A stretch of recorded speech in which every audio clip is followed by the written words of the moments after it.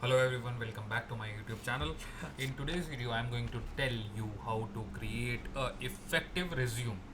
So that is the topic कि एक अच्छा रिज्यूम किस तरह से बनाया जाता है एंड चलिए बिना टाइम वेस्ट करे डिस्कस करना स्टार्ट करते हैं. So let's make it very clear that the topic is going to be building resume.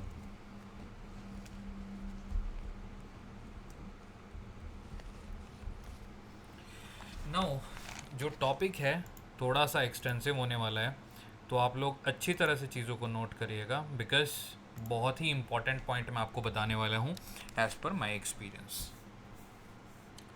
सो इस वीडियो को मैं कुछ पर्टिकुलर पार्ट्स में डिवाइड करने वाला हूँ एंड आई होप आपको ये पूरी तरह से क्लियर आएंगे. तो देर आर सम सेक्शंस. सो जब सबसे पहला आपका सेक्शन है वो आपका सेक्शन आता है फॉर्मेटिंग का सेक्शन. अब देखिए जब मैं बात करता हूँ फॉर्मेटिंग की, तो जब आपका रिज्यूम है उसमें फॉर्मेटिंग का क्या मतलब. फॉर्मेटिंग का मतलब है you need to make sure that your resume is maximum 1 और at max 2 pages. That is number one.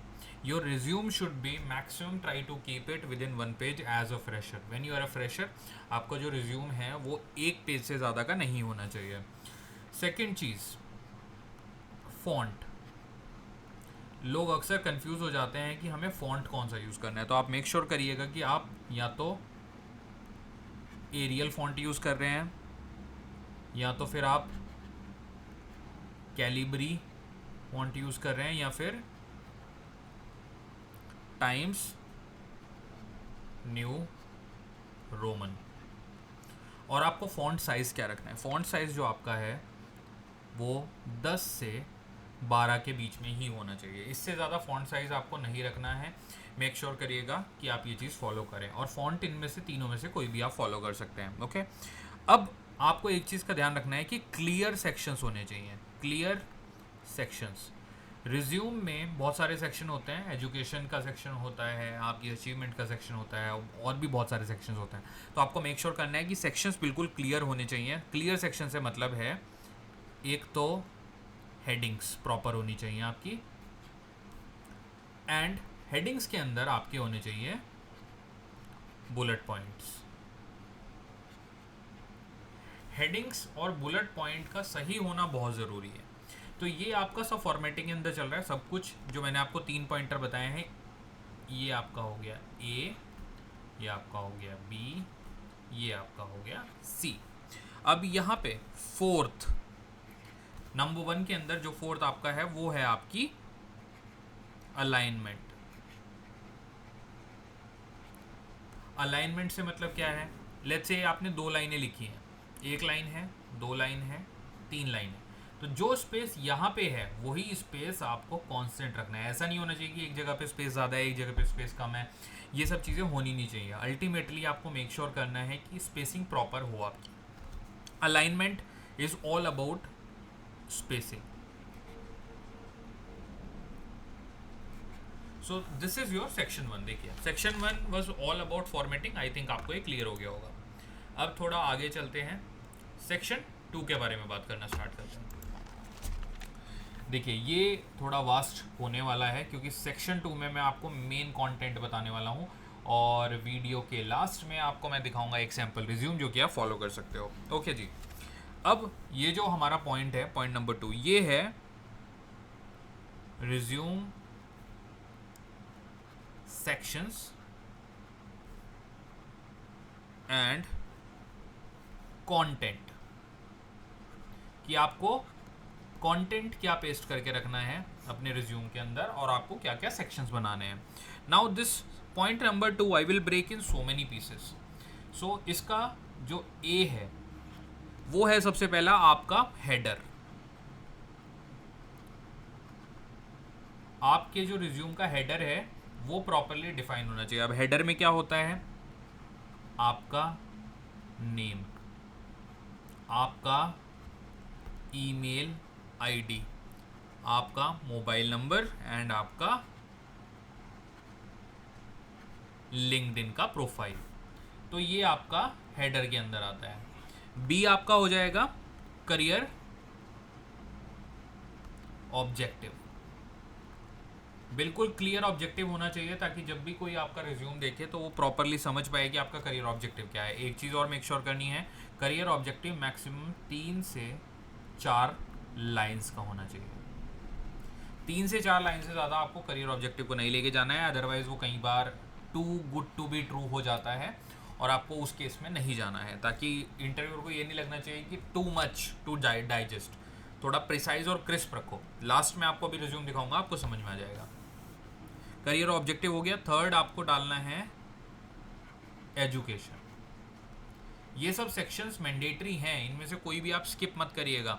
इनमें से कोई भी सेक्शन अगर आप स्किप करते हो तो देयर आर चांसेस कि आपके रिज्यूम का जो वेटेज है वो कम हो जाएगा। अब एजुकेशन आपको कैसे रखनी है, देखिए सबसे पहले एजुकेशन में आपको अपनी डिग्री डालनी है। ओके, डिग्री के बाद आपको अपनी वहाँ पे डालनी है ब्रांच, कि आपने लेट्स से उदाहरण के लिए अगर आपने बीटेक किया है तो आपको लिखना है BTech in computer science engineering. Then branch के बाद आपको लिखना है अपना नेम ऑफ कॉलेज। तो आप क्या करेंगे, BTech in computer science from let's say NIT Haridwar. So इस तरह से आप अपनी एजुकेशन को डिफाइन कर देंगे फर्स्ट लाइन में। उसके नीचे आपको यहाँ पर अपना CGPA और परसेंटेज लिखनी है। लेट्स से कि आपकी 77% थी, तो आप इसको इस तरह से मेंशन कर सकते हैं। ये आपको क्लियर पिक्चर देता है एज अ इंटरव्यूअर को कि बीटेक कंप्यूटर साइंस में किया है, इस कॉलेज से किया है और इतना परसेंट इस बंदे ने अचीव किया था। और यहाँ पे आप अपना CGPA भी लिख सकते हो, CGPA भी लिख सकते हैं। For example 7/10, so that is your CGPA। It's totally on you कि आप किस तरह से डिफाइन करना चाहते हो। तो ये आपका सेक्शन C हो गया। अब यहाँ पे सेक्शन आपको मैं D बताता हूँ। So this is C education, then you have D। यहाँ पे आता है आपका सेक्शन जिसका नाम होगा आपका स्किल्स। ये सेकेंड मोस्ट इम्पॉर्टेंट है आपके रिज्यूम में, टॉप मोस्ट इम्पॉर्टेंट अभी तक नहीं आया है। अब आप बात आती है स्किल्स की। अब आप एक चीज़ समझो, सबसे पहले तो जो स्किल्स होती हैं वो 2 पार्ट्स में डिवाइड करी जा सकती हैं। एक होती हैं आपकी टेक्निकल स्किल्स, दूसरी होती हैं आपकी सॉफ्ट स्किल्स। अब टेक्निकल स्किल्स जो होती हैं इसके अंदर आपको काफ़ी सारे बाइफर्केशन देने पड़ेंगे अपने रिज्यूम में। क्या क्या, जैसे सबसे पहले तो आपको प्रोग्रामिंग लैंग्वेज कौन सी आती है आप वो डालोगे। उसके बाद किस किस टूल्स की आपको नॉलेज है। उसके बाद आपने किस किस डेटाबेस पे काम कर रखा है एग्जाम्पल के लिए।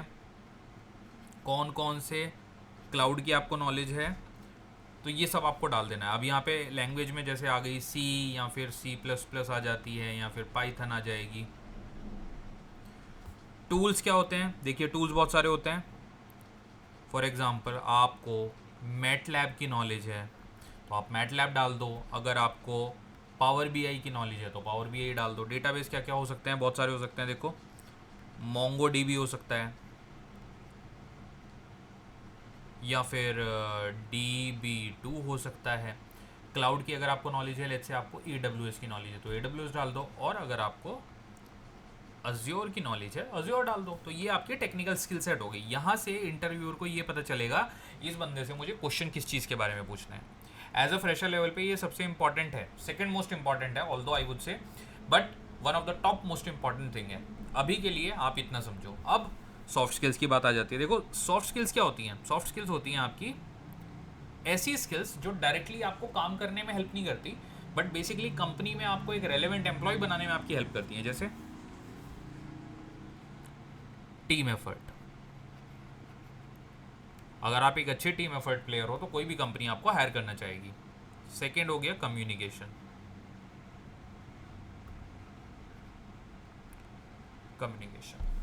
इस तरह से और भी बहुत सारे हो सकते हैं। तो ये आपको फोकस करना है। जैसे मैंने आपको बताया था ये आपका सेकंड इंपॉर्टेंट थिंग है, तो इसलिए आपको इसके ऊपर थोड़ा फोकस और भी रखना है, क्योंकि देखिए स्किल्स के बेसिस पे ही आपसे इंटरव्यू में क्वेश्चन पूछा जाता है। तो ये हो गई आपकी स्किल्स। अब स्किल्स के बाद बात करते हैं हमारे पॉइंट नंबर ई की। यहाँ पे हम अपना पॉइंट नंबर ई बनाते हैं। पॉइंट नंबर ई है हमारा प्रोजेक्ट्स। ये है आपका मोस्ट इम्पॉर्टेंट। कॉलेज में आप जो प्रोजेक्ट भी बनाते हो या आपकी प्रीवियस कंपनी में जो भी प्रोजेक्ट है, इंटरव्यूअर को सबसे ज़्यादा जो इंटरेस्ट है वो यही जानने में है कि आपका प्रोजेक्ट क्या था। सिंपल बात है। देखिए, अब प्रोजेक्ट को आपको कैसे डिफाइन करना है। सबसे पहले तो आपको अपने रिज्यूम के अंदर जो 2 से 3 आपके best and most complex project हैं वो आपको डालने हैं। फ्रेशर लेवल पे आप अपना कोई 3rd ईयर का सिंपल प्रोजेक्ट डाल सकते हो, इंटर्नशिप में जो आपने किया होगा वो डाल दीजिएगा, एंड देन आप डाल सकते हो अपना फाइनल ईयर प्रोजेक्ट अगर आपने कुछ बनाया होगा। जनरली ग्रुप में बनाते हैं वो भी डाल सकते हो, बट बहुत ही उसको आपको सोफिस्टिकेटेड वे में लिखना है। कॉम्प्लेक्स का मतलब ये नहीं है कि सामने वाले को समझ नहीं आना चाहिए कि आपने क्या बनाया है।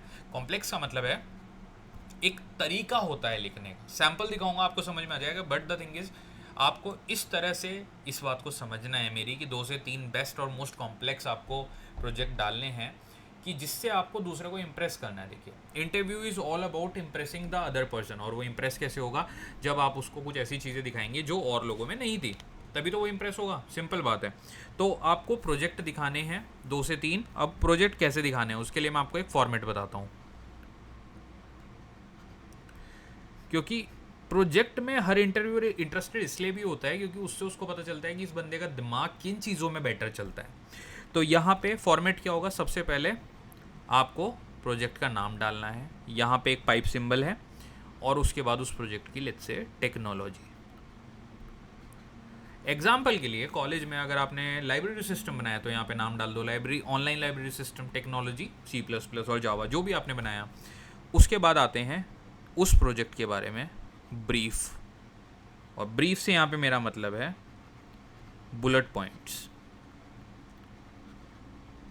that what was that project, what was it all about, what exactly you did। तो वो आपको कैसे देना है, वो आपको यहाँ पे डिफाइन करना है।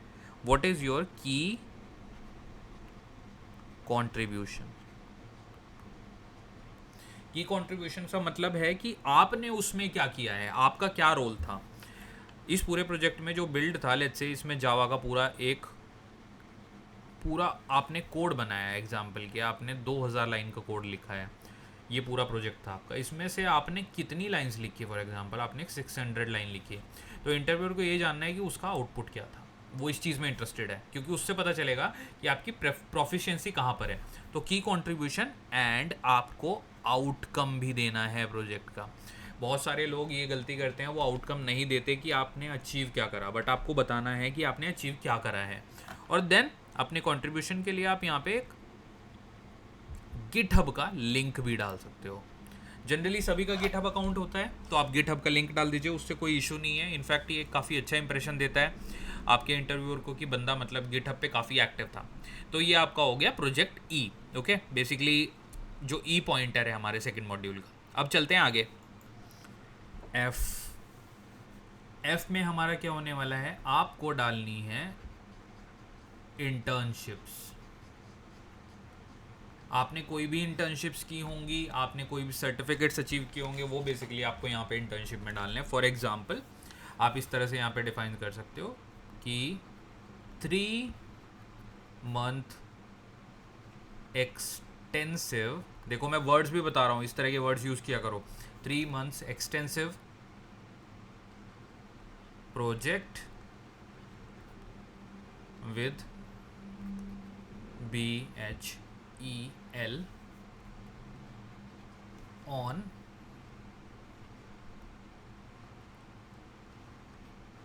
alarm for heavy load। Let's say आपने कोई प्रोजेक्ट बिल्ड करा होगा वहाँ पे जाके कि जिससे BHEL को ये अलार्म हो जाएगा कि जो आपका वेट करने का मशीन है वो ओवर वेट हो रहा है, तो उसके लिए एक अलार्म आपने ट्रिगर कर दिया।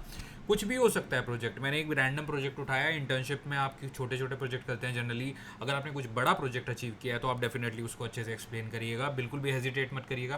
प्रोजेक्ट आप जितना अच्छा डालोगे बट जस्टिफाई आपको करना है, इसीलिए मैंने बहुत सिंपल वाला बताया क्योंकि जो भी आप यहाँ पे प्रोजेक्ट डालोगे ना इंटर्नशिप में, उसको जस्टिफाई करना अगेन आपके ऊपर आने वाला है, क्योंकि अगर इंटरव्यूअर को नॉलेज हुई तो वो आपसे क्वेश्चन पूछेगा, बहुत सारे क्वेश्चन पूछेगा, उस पूरे प्रोजेक्ट को समझने की कोशिश करेगा आपके पॉइंट ऑफ व्यू से, और अगर आप नहीं समझा पाए तो वो पकड़ लेगा कि ये फेक प्रोजेक्ट डाला है। तो ये हो गया आपका एफ, जो कि है आपकी इंटर्नशिप। नेक्स्ट हो गया आपका जी, जो कि आपका आएगा सर्टिफिकेशन। सर्टिफिकेशन क्या होता है आप सब जानते हैं, एंड ऑनलाइन कोर्सेज। तो अगर आपने कोई भी सर्टिफिकेट किया है, लेट्स से AWS सर्टिफाइड हो आप, या फिर आपने यूडमी का कोई अच्छा कोर्स किया हुआ है, या बहुत सारे और अदर पोर्टल्स हैं, अगर आपने वहाँ से कोई कोर्स किया तो वो आप प्रॉपरली यहाँ पे हाईलाइट कर दो, बट ज़्यादा हमें लंबे नहीं रखने हैं। देखो इंटर्नशिप भी मैक्सिमम 3 to 4 लाइन में ख़त्म करो, सर्टिफिकेट तो मैं बोलूँगा 2 लाइन में ख़त्म करो। रिज्यूम बहुत ही ज़्यादा एम्बिगुअस नहीं होना चाहिए। एम्बिगुअस का मतलब क्या है, कॉम्प्लेक्स, समझने में कॉम्प्लेक्स नहीं होना चाहिए। अगर मैं आपका रिज्यूम देख के उसको समझ नहीं पा रहा हूँ तो मैं आपको कॉल ही नहीं करूँगा, आप ये समझ लो, ठीक है। आपको नेक्स्ट पॉइंट क्या डालना है, अपना एक्स्ट्रा करिकुलर। अब देखो एक्स्ट्रा करिकुलर कुछ भी हो सकता है, बट ट्राई करो। यहाँ पे मैं आपको एक हैक बताता हूँ, ओके। आपको एक्स्ट्रा करिकुलर यूजलेस वाले नहीं डालने हैं कि जस्ट डांस डाल दिया, लिसनिंग टू सॉन्ग्स डाल दिया, ये बहुत अननेसेसरी है और ये कोई भी पॉजिटिव इंप्रेशन नहीं डालता है। आपको डालना है ऐसे वाला जो कि सामने वाला सुनना चाहता है। जैसे कि आप यहाँ पे डाल दो प्लेसमेंट कमिटी, अगर आपके कॉलेज में है नहीं है वो फ़र्क पड़ता ही नहीं है, प्लेसमेंट कमेटी कोऑर्डिनेटर। इससे क्या होगा, एक पॉजिटिव इंप्रेशन जाएगा इंटरव्यूअर के ऊपर कि भैया को बंदा कोऑर्डिनेटर था या बंदी कोऑर्डिनेटर थी, इसका मतलब टीम में हैंडलिंग इसके अंदर कैपेसिटी है, ये अच्छे से लोगों से बात कर पाता होगा, टीम को कन्विंस कर पाता होगा। तो ये एक पॉजिटिव इंप्रेशन डालती है। या फिर आप डाल दो second rank in hackathon. Certificate होना चाहिए, ये याद रखना, रैंडम नहीं डालना है आई वुड से। बट मेरा यहाँ पे कहने का सिंपल पॉइंट ये है कि एक्स्ट्रा करिकुलर में आपको डालना वही है जो सामने वाले को इम्प्रेस करे। अननेसेसरी लिसनिंग टू म्यूज़िक, इससे मुझे आपके बारे में क्या पता चल रहा है, कुछ भी पता नहीं चल रहा है। आपको म्यूज़िक सुनना पसंद है, मुझे क्या फ़र्क पड़ता है उससे। सिंपल बात ये है, हो सकता है किसी इंटरव्यूअर को फ़र्क पड़ जाए, बट जनरली फ़र्क नहीं पड़ता। देखो टू बी ऑनेस्ट, कि लिसनिंग टू म्यूज़िक, ट्रैवलिंग आप लोग बोल सकते हो, that is okay. Extra curricular की मुझे ट्रैवलिंग पसंद है आया, बट उसमें भी क्वेश्चन ये होता है कि आप कहाँ कहाँ गए हो। तो चीज़ें वही लिखना जो आप जस्टिफाई कर सको, but at the same time चीज़ें वो लिखो जो सामने वाला सुनना भी चाहता है, और इनको मैनिपुलेट करो अपने हिसाब से ताकि आप वही चीज़ें बोलो जो सामने वाला सुनना भी चाहता है, प्लस एक पॉजिटिव इंटरेक्शन भी आपका वहाँ पर क्रिएट हो। तो ये सारी चीज़ें हैं जो आपको कवर करनी है। अब मैं आपको कुछ बताता हूँ ऑप्टिमाइजेशन टेक्निक्स आपका रिज्यूम के लिए। ये ऑप्टिमाइजेशन जो टेक्निक हैं, ये कुछ ऐसे वर्ड होने वाले हैं जो आपको अपने रिज्यूम में डालने ही डालने हैं। अब वो क्या क्या वर्ड होने वाले हैं मैं बताता हूँ आपको। ऐसे वर्ड्स जो कि एक्शन कॉल करते हैं, ऐसे वर्ड्स आप डालो अपने रिज्यूम में जिनसे कि लगे कि कुछ एक्शन आ रहा है निकल के, इस बंदे ने कुछ एक्शंस लिए हैं। फॉर एग्जाम्पल आप डालो डेवलप्ड। कभी मत लिखो राइटिंग कोड, प्रिपेयरिंग कोड, ये सब मत लिखो। Developed a code, implemented a code, ये वर्ड्स ऐसे हैं जो आपके रिज्यूम को वेटेज देते हैं। आपको डालना है डिजाइंड, आपको डालना है ऑप्टिमाइज्ड। ये 4 वर्ड ऐसे हैं आपके रिज्यूम में, ये हर 2 लाइन बाद दिखाई देने चाहिए कहीं ना कहीं। Optimise this and then I achieve this, इस तरह से डालो। Basically call for actions is important. Optimisation techniques में आपको ये बता रहा हूँ, तो ये अच्छे से लिख लो, ये सारी टेक्निक्स हैं optimisation techniques. Call for action हो गया हमारा। सेकेंड हमारा हो जाएगा क्वांटिफाई अचीवमेंट्स। अब क्वांटिफाई अचीवमेंट्स का मतलब क्या होता है, sorry about my handwriting guys. Quantify achievement का मतलब क्या है कि आपने जब डेवलप किया कुछ या आपने कुछ इंप्लीमेंट किया या डिज़ाइन किया या ऑप्टिमाइज़ किया, इससे आपका जो प्रोजेक्ट था उसमें आपने क्या बेसिकली क्वांटिफाइबल चीज़ अचीव करी। फॉर एग्जांपल आपका कोड था, बेसिक एग्जांपल लेता हूँ, अगर आप लेट्स से आपने एक एसक्यूएल का जॉइन लगाया और एग्जाम्पल के तौर पे आपने लगा दिया लेफ़्ट जॉइन, और यहाँ पे 10 टेबल में लेफ़्ट जॉइन लगा हुआ है, तो इसको जो रन होने में लेट्स से लगता था तो 1 घंटा इसको रन होने में लगता था। तो आपने कोई ऐसी टेक्निक लगाई, आपने व्यूज़ क्रिएट कर दिए टेबल की कि जिससे आपको ये जो 1 घंटा था ना अब ये 15 मिनट्स में होने लगा। तो इसको कहते हैं क्वांटिफाइड अचीवमेंट। तो आप कैसे लिखोगे, I have reduced up to 75, I have saved 75% of time for this so and so process. इससे क्या होगा, एक प्रॉपर इंप्रेशन जाएगा इंटरव्यूअर के ऊपर कि हाँ देखो बंदे ने कुछ क्वांटिफाइबल चीज़ अचीव करी है। तो ये मेक श्योर करो, इस तरह की चीज़ें डालो। और एक लास्ट चीज़ मैं आपको बताऊंगा यहाँ पे, जो कि बहुत बेसिक चीज़ है, नेवर डू ग्रामर मिस्टेक्स। ये मोस्ट इम्पॉर्टेंट है। अगर आपके रिज्यूम में ग्रामेटिकल मिस्टेक्स हैं, आपका रिज्यूम रिजेक्ट होने के चांसेस फर्स्ट स्टेज में ही हैं। ओके, तो देखिए ये मेरे सारे पॉइंट्स थे जो मैं आप लोगों को एक बार बताना चाहता था। एक बार आप लोग वॉक थ्रू कर लीजिए। तो आई थिंक मैंने बहुत ही इसको टाइम दे के वीडियो को बनाया। आई होप ये वीडियो आप लोगों की हेल्प करने वाला है डेफिनेटली, जो भी इसको देखने वाले हैं। फॉर्मेटिंग लेवल पे, देन उसके बाद रिज्यूम सेक्शन एंड कंटेंट, उनके मैंने कुछ सब पॉइंट्स बनाए हैं। आप स्क्रीनशॉट भी ले लीजिएगा और इनको फॉलो करके अपना रिज्यूम बनाइएगा। ये देखिए, आई थिंक आपको प्रॉपरली क्लियर हो गया होगा ये अब तक, तो मैं आप लोगों को ज़्यादा टाइम इसमें वेस्ट नहीं करूँगा। एंड अब मैं आप लोगों को डायरेक्टली एक रिज्यूम दिखाता हूँ जो कि सैम्पल मैंने प्रिपेयर किया था। आपको सीधा रिज्यूम पे लेके चलता हूँ। सो गाइज़, आप लोग अपनी स्क्रीन पे देख पा रहे हैं ये जो रिज्यूम है, ये देखिए, ये ऊपर इसका पूरा हेडर आ गया, फॉर्मेटिंग आ गई, लिंक्डइन प्रोफाइल है, गिटहब लिंक है, मतलब बेसिकली पूरा आपका हेडिंग तैयार हो गया। ओके, देन मैंने आपको बोला था, देखिए करियर ऑब्जेक्टिव बहुत ही प्रिसाइज वे में लिखा है, aspiring data engineer with a strong foundation in Python, sequel and big data. सारी चीज़ें प्रॉपरली लिखी हैं। एजुकेशन के बारे में आ गए, उसके बाद देखिए कैसे लिखा है, BTech in computer science from this university. Years वगैरह भी यहाँ पर लिखा हुआ है, तो दैट्स ओके, मतलब you can mention that. CGPA लिखा है। टेक्निकल स्किल्स देखिए प्रॉपरली डिफाइन करी है, programming, big data, database, cloud tool, soft skills, everything is there. Next, यहाँ पे आपको प्रोजेक्ट्स के बारे में लिखा है। देखिए create risk prediction using machine learning, data pipeline, ये सब आपको जस्टिफाई करना पड़ेगा। देन इंटर्नशिप आप लिख दीजिए कहाँ पे की थी, 2-4 लाइनें लिखनी है, बहुत ही प्रिसाइजली लिखना है, ज़्यादा आपको लंबा नहीं लिखना है, क्योंकि उससे क्या होगा, उसको भी क्रिएट होगा कन्फ्यूज़न जो आपका रिज्यूम पड़ेगा और आपके लिए भी टफ होगा एक्सप्लेन करना। तो प्रॉपरली मैंने आपको ये सैम्पल भी दे दिया। देखिए सर्टिफिकेशन आ गए, एक्स्ट्रा करिकुलर आ गई, references if you have any. आप एक्स्ट्रा करिकुलर में भी देख लो, finalist at hackathon, president of this volunteer at something. So this is giving a positive notion to the interviewer that ये जो बंदा है ये अच्छा एक टीम में कॉम्बिनेशन ला सकता है। आई होप आप लोगों को ये वीडियो अच्छा लगा होगा। मैंने अपनी तरफ से पूरी कोशिश करी है इसको सुपर मीनिंगफुल बनाने की, एंड आई होप आप लोगों को ये कंटेंट अपील करेगा, आप लोग इसको फॉलो करिएगा। ये जो रिज्यूम है इसको मैं गिटहब पे अपलोड कर दूंगा ताकि आप लोग डाउनलोड कर सकें। एंड कमेंट सेक्शन में आप मुझे बताइएगा अगर आपको कुछ पार्ट इसमें मिसिंग लगा या फिर आप प्रॉपरली उससे अलाइन नहीं थे तो। On that note I will take a leave from all of you. All the best everybody. I hope आप सबको बहुत अच्छी नौकरी मिले, आपकी उम्मीदों से बेटर नौकरी मिले। Thank you so much.